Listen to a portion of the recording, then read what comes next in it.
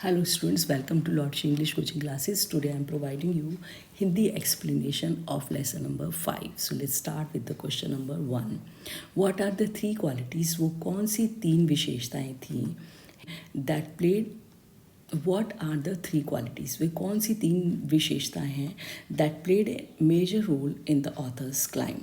जिन्होंने जो लेखक हैं उनके जीवन में जो उन्होंने उच्च शिखर तक वो अपने आप को ले जा सके, अपने जीवन के एक लक्ष्य तक, उसमें एक महत्वपूर्ण भूमिका निभाई. Answer, the three qualities are that, वो तीन विशेषताएं ये हैं दैट प्लेड मेजर रोल, जिन्होंने एक बहुत महत्वपूर्ण भूमिका अदा की इन ऑथर्स क्लाइम, ऑथर की, लेखक की अपने जीवन के श्रेष्ठतम शिखर तक पहुंचने के लिए. ए, एंड्योरेंस, उसके अंदर बहुत सहन शक्ति थी. बी, परसिस्टेंट, उसके अंदर दृढ़ता थी, वो लगातार काम करते रहे अपना. सी, विल पावर, और जो थर्ड चीज़ थी उनके अंदर वो थी उनकी स्ट्रॉन्ग डिटर्मिनेशन, दृढ़ इच्छा शक्ति. Question number 2, why is adventure which is risky also pleasurable? कोई भी एडवेंचर, कोई भी जो साहसिक कार्य होता है वो एक जोखिम भरा होता है. ऑल्सो प्लेजेबल, और उसमें प्लेजरेबल मीन्स वो बहुत आनंददायी होता है. क्यों? Answer, the adventure which is risky, जो भी कोई रोमांच का कार्य होता है, साहस का कार्य होता है, विच इज़ रिस्की, जो कि जोखिमपूर्ण होता है, because it is full of difficulties, क्योंकि वह भरा होता है किससे? बहुत सारी समस्याओं से. उसको करने के लिए हमें सामने बहुत सारी समस्याओं को सुलझाना पड़ता है. It takes last ounce of one's energy, और ये जो व्यक्ति की अंतिम जो एनर्जी होती है, शक्ति होती है, पावर है, उसको भी उससे क्या करता है? छीन लेता है, मतलब उसकी पूरी शक्ति उसमें लग जाती है.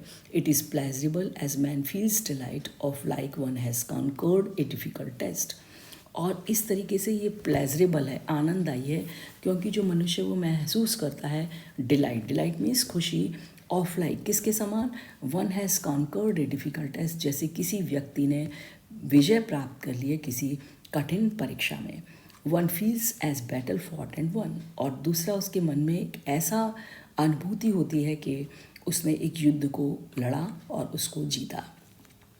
One experiences the feeling of victory and happiness, और जो व्यक्ति है जो इस रोमांच के कार्य को करता है, जो साहस के कार्य को करता है, उसको ऐसे अनुभव प्राप्त होते हैं, उसके अंदर ऐसी भावना आती है कि जैसे उसने विजय प्राप्त की है, एंड ऑफ हैप्पीनेस, और उससे उसे खुशी मिलती है.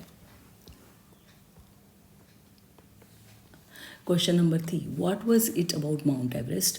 माउंट एवरेस्ट के बारे में वो क्या बात थी दैट द ऑथर इरिसिस्टेबल, जिससे जो लेखक है उसके मन में दृढ़ इच्छा शक्ति आ गई, वो अपने आप को रोक नहीं पाया. इरिसिस्टेबल मीन्स वो उस जो इच्छा शक्ति थी उसको दबा नहीं पाया.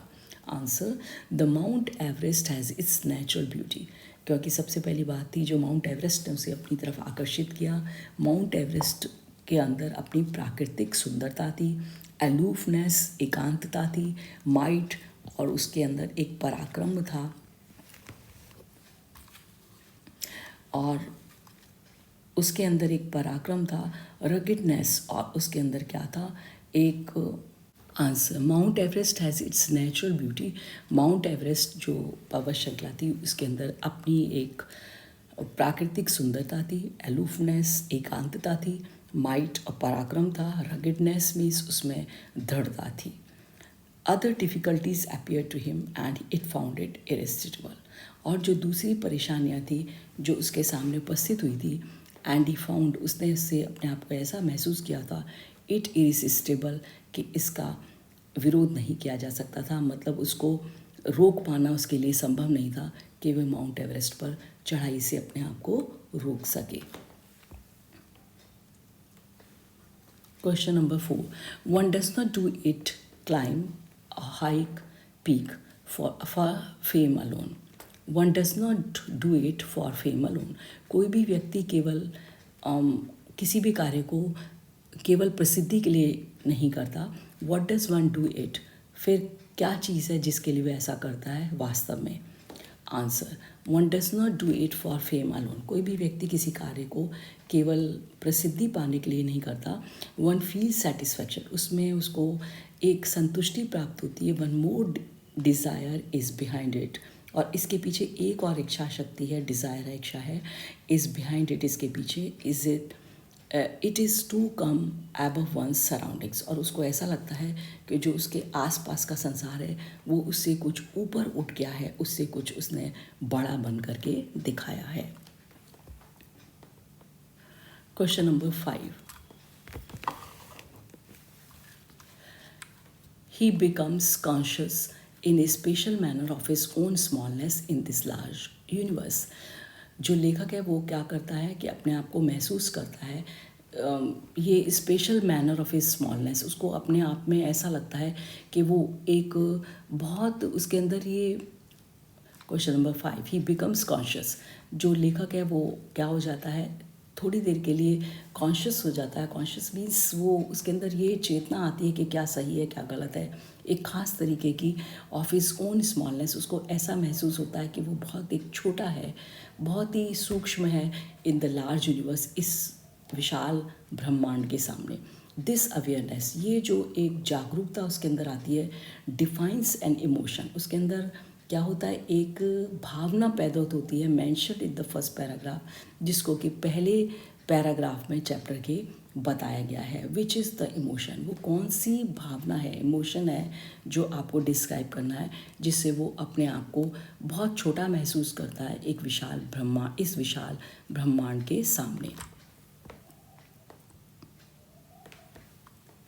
Answer, he becomes conscious in a special manner of his own smallness in this large universe। जो लेखक है अपने आप को बहुत सचेत पाता है, एक ख़ास तौर से अपने आप को वो महसूस करता है कि वो बहुत ही एक छोटी चीज़ है इस विशाल संसार के समक्ष। दिस अवेयरनेस, ये जो जागरूकता है उसके अंदर, defines an emotion mention in the first paragraph, और यही जो अवेयरनेस है ये उसके अंदर दिखाई है फर्स्ट पैराग्राफ में, द इमोशन ऑफ ह्यूमिलिटी। ये जो भावना है वो क्या है, एक विनम्रता की भावना है। ह्यूमिलिटी मीन्स विनम्रता।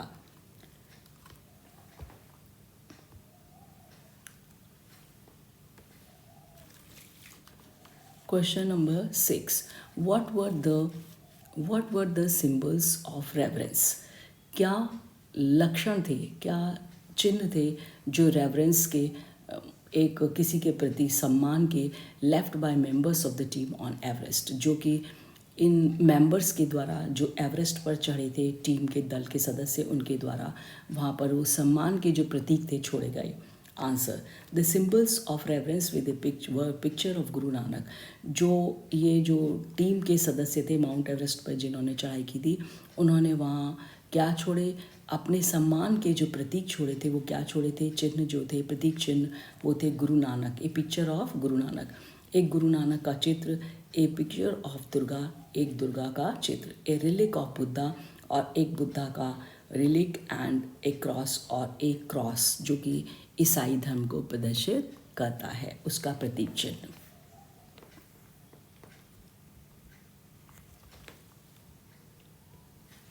Question number 7, what according to the writer did his experience as an Everest teach him।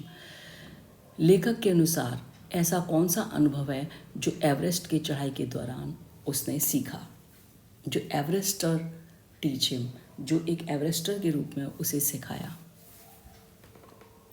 Question number 7, what according to the writer, writer के अनुसार वो कौन सी चीज़ है, डिड हिज एक्सपीरियंस, वो उसका कौन सा अनुभव था, as an Everester teach him, जो जब वो एक एवरेस्ट पर चढ़ चुका था तो एक एवरेस्टर के रूप में जो उसे उस स्वयं को सिखाया। According to the writer, writer के अनुसार, लेखक के अनुसार, his experience as an Everester, जब वो एवरेस्टर बन गया, जो वो एवरेस्ट पर चढ़ चुका था, तो उन अनुभव जो प्राप्त किया उसने उसे ये सिखाया, himself, about himself and about the world, उसके स्वयं के बारे में और इस संसार के बारे में। It gave him inspiration to face life's audience रेजोल्यूटली।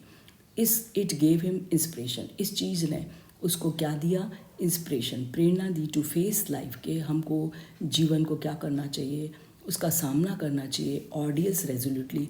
जो भी डिफ़िकल्ट टेस्ट है, ऑडियंस मीन्स होता है कठिन परीक्षाएं, रेजोल्यूटली दृढ़ता के साथ। So this is the end of the answers.